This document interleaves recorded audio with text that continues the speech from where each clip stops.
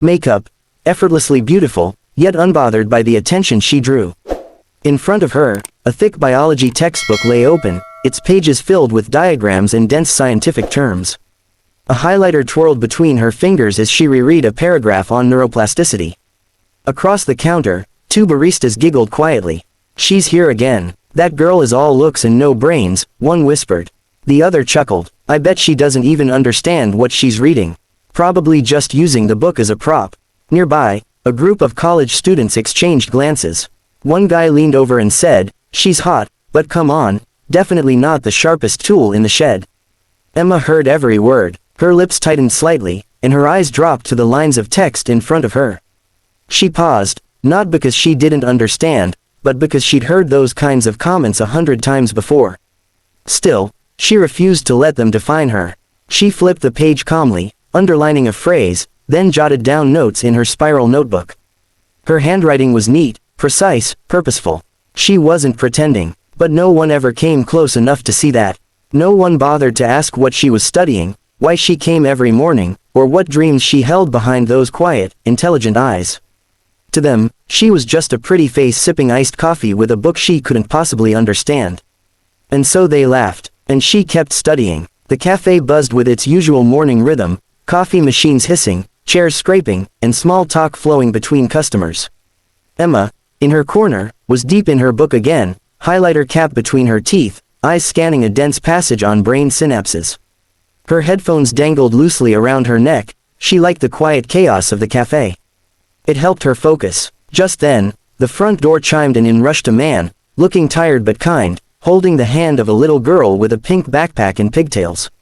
His tie was crooked, and his jacket hung awkwardly off one shoulder.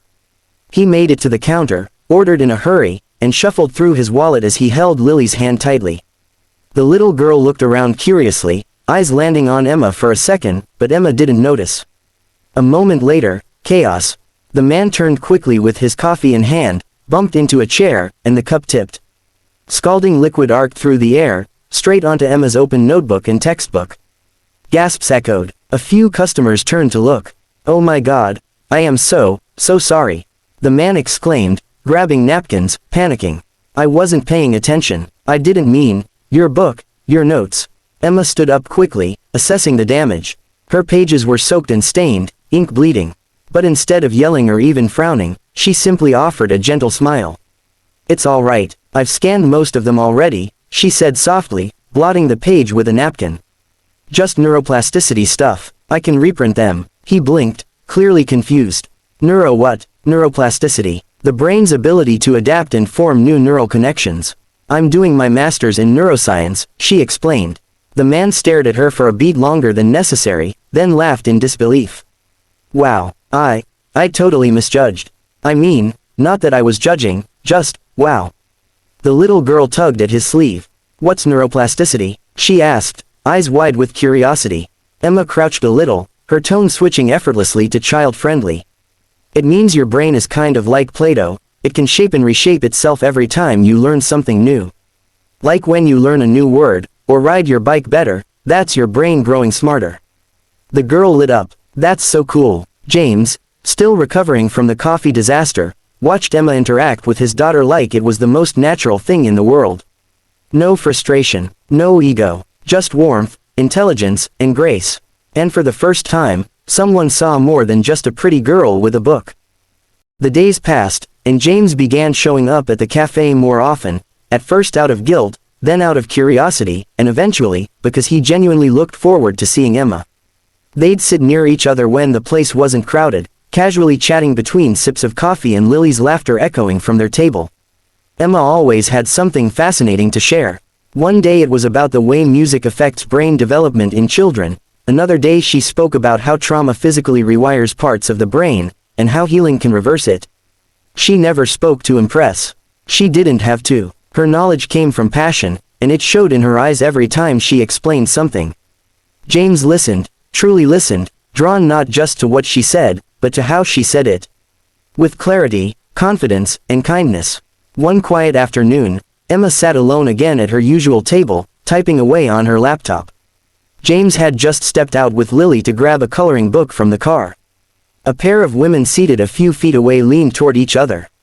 There she is again, still playing the smart girl act, one of them whispered.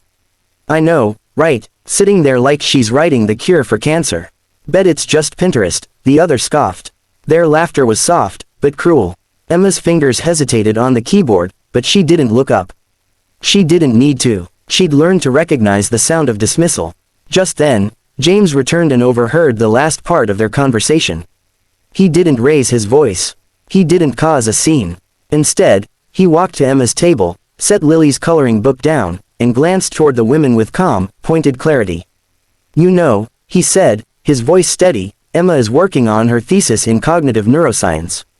She's published 2 articles. One of them helped a therapist I know understand their client better.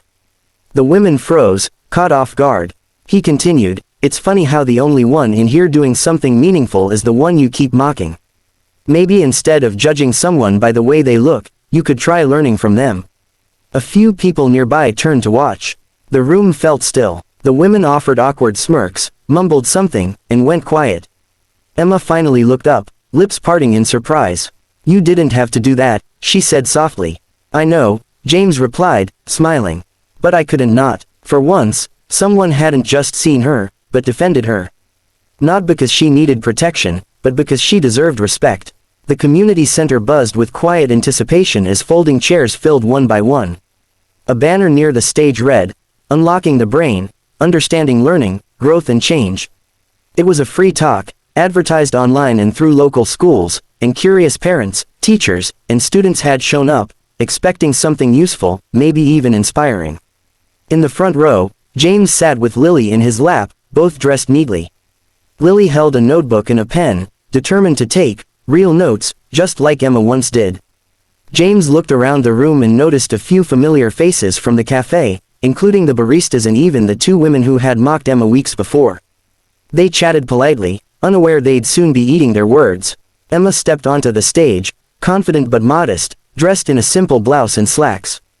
No flash, no act, just her. The moment she began speaking, the room fell silent. She explained the science of neuroplasticity in a way anyone could understand, using stories, analogies, and warmth. She spoke of how the brain reshapes itself when children are loved, when trauma is gently worked through, when curiosity is nurtured. She used real studies but made them human.